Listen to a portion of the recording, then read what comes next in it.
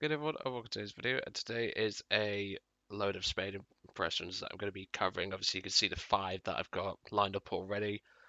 I'm going to stay for a bit covering the Chinese aircraft that I obviously have reviewed in Spade and all that.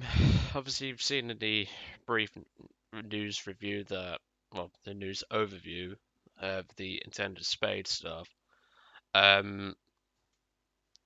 I have decided to spade the Type 5, well, spade review the Type 5 and the Type 10, so you'll get those as the crow flies.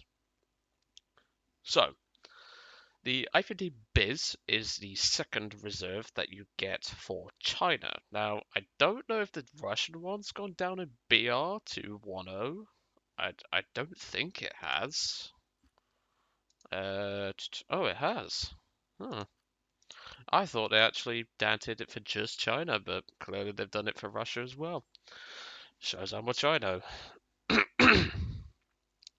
So the I-15 Bis is obviously the second reserve that you get. It's a bit different from the regular I-15s you get already. It has slightly different engine, and obviously you get bombs that the normal I-15s carry, but you also get two types of rockets, which are very fun to use. My preferred rockets are the RBS 82s, also known as the, well, in my eyes, the Russian bias 82s. These basically act like, they kind of act like APHE when they hit a tank. They take, I think it's one shot to kill a pillbox, if you was to see a pillbox, mind you.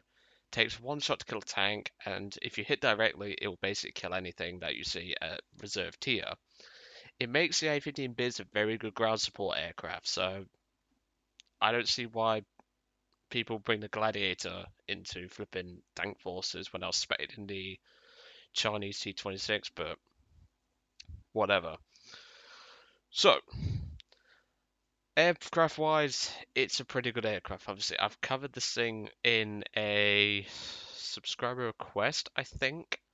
And obviously, that was when it was 1.3. It really hasn't made much of a difference going to 1.0. I'll tell you that right now.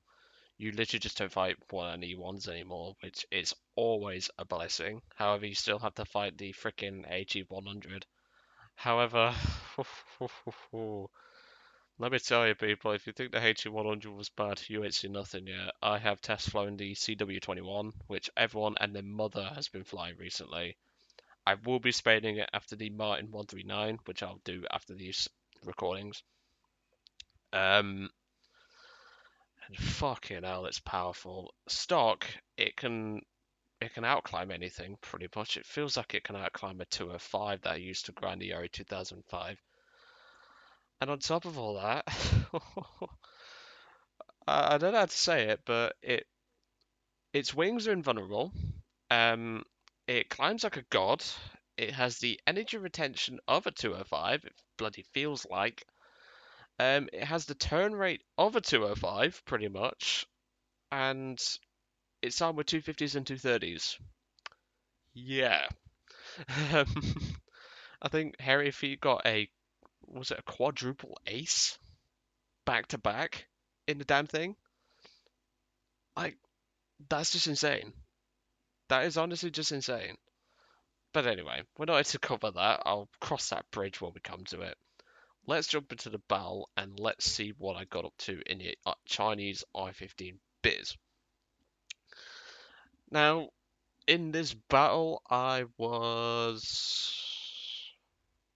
Where was I in the Spade? I was almost done with the Spade, if I remember right. This got me with a third of a mod left to do. Obviously, with the premium account that I got with the H89, or the H81, sorry.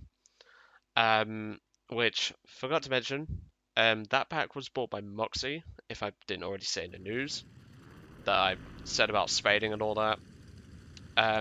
Moxie actually purchased me that pack, so thank you very much, pal.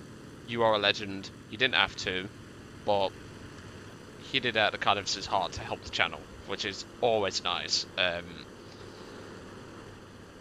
Obviously, me and Moxie have a bit of an agreement,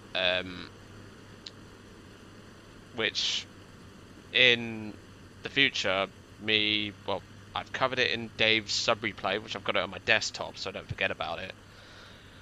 So, after Minecraft episode 7, there won't be any more Minecraft videos. Reason for it is, well, I've noticed on the analytics, pretty much no one watches them anymore, which is a real shame because I liked doing them. We did them for, well, we started out obviously with the test video, which is episode 1 basically. And we just went from there. We did about 6 weeks, well, I've done about 6 weeks worth of stuff, obviously you've seen most of it.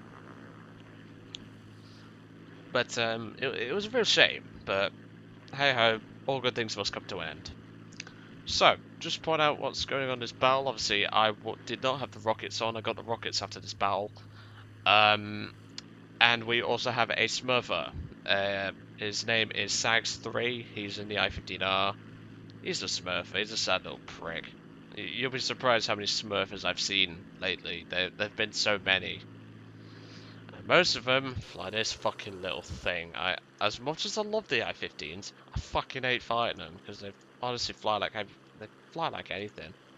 But if you look, he's a pretty trash Smurfer. I mean, he's done okay in arcade, but he's a pretty crap Smurfer in my opinion. He's a bit crap. Like players like that, I just don't understand. So as you can see here, the I-15 Bis, to say this thing was, well, it didn't have the engine mods done, I'll tell you that right now, it doesn't climb too badly. The roll rate, pretty good. Turn rate, very good.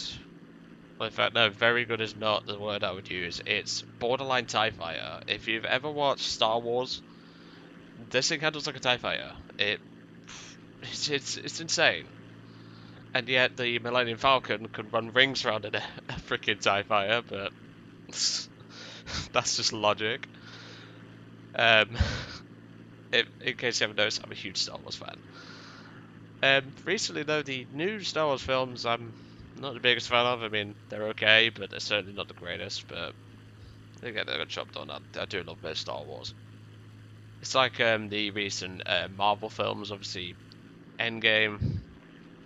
That was pretty good. Spider-Man Far From Home was pretty good. And it just went on from there, really. So obviously, we just climbed up to altitude here. The intention was to get into the clouds, and then I can dive from above using the spotting mechanic to assist me in this regard. Obviously, we're losing a lot of speed. This thing does have a carbureted engine. It isn't the world's greatest. At this point, I can actually hear something. You guys might not be able to hear it because I have turned down the volume. But there is actually a S81 over to my left. I ignore him. I'm not going for an S81 with stock belts. I made a turn, but I thought, nah, sod it. I'll let him go. He's probably spading, so I'll let him go. Notice the keyword there, probably, because not many people spade anymore. There are very few people who actually spade, which is a real shame. But obviously, as you can see down there, Sags3 is getting involved in the fight. I think he's just nicked a H75 of someone. Yes, he has. He's just down there. And here comes a what can only be described as a giant clusterfuck. And well, there's a lot of Key 43s. Well, there's 2 Key 43s and a pea shooter who is going to die very quickly because he for some reason decided to fly in front of the Key 43, which it's the Chinese Key 43, as far as I'm aware. It might just be a regular Key 43 because this was a mixed battle. Obviously, I'm diving in. Sags3 is, well, he's trying to get the kill, but he doesn't have the speed. The I-15 Bis does actually dive really well for a biplane, which caught me off guard. But obviously, I think I do have the belts. That is the universal rounds that I'm firing. I'm not firing Tracer before anyone asks. Tracer is just pure APIT, I think, with the PV1s. But as you can see, Sags3, the sad prick, tried to steal the kill, but I made sure to finish it off. Don't think anything happens in the chat as far as I remember, but like I say, the plane caught me off guard with its dive capability. I knew it had a similar flight model to this Chaika, the I-153, but it just caught me off guard. You know when a plane catches you off guard and does something that you don't expect. it caught me off guard. But even so,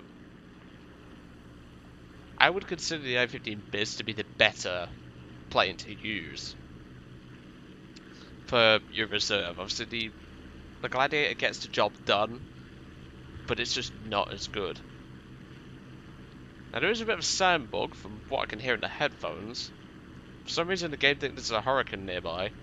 And, well, this is a pretty funny moment. I told Dave this, but I didn't actually hint it to him. I'm coming in here and I'm intercepting this P-26. However, for some reason, he thinks trying to land in well, in a very short space at the sort of speed that he is doing is a smart idea. And, well, no, it's not. I burst out laughing when I saw that happen.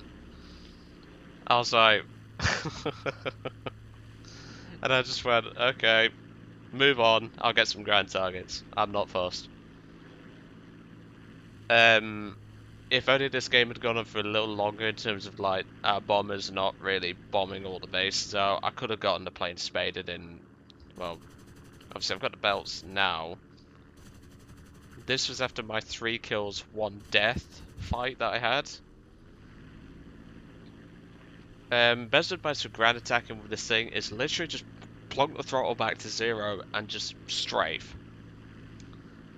Now you're going to see a bit of Joe logic here. And, well, what do I mean by Joe logic? Well, you can see down there, whole convoy of MA and AAA trucks. The logic was, go for the AAA trucks first, so that you can get more ground target kills and get more points. That is literally my logic. Go for the unimportant shit first, clean up that MA on the way through, because you might as well, and go from there, really. Because, well, if you're spading, more points always help. Obviously, I don't finish off the last one, which I probably should have done, to be honest. I think I cleaned it up in this pass. Nope, I missed it. But it's still something to just take into account. Like, if you have the time to take your time with something, just do it.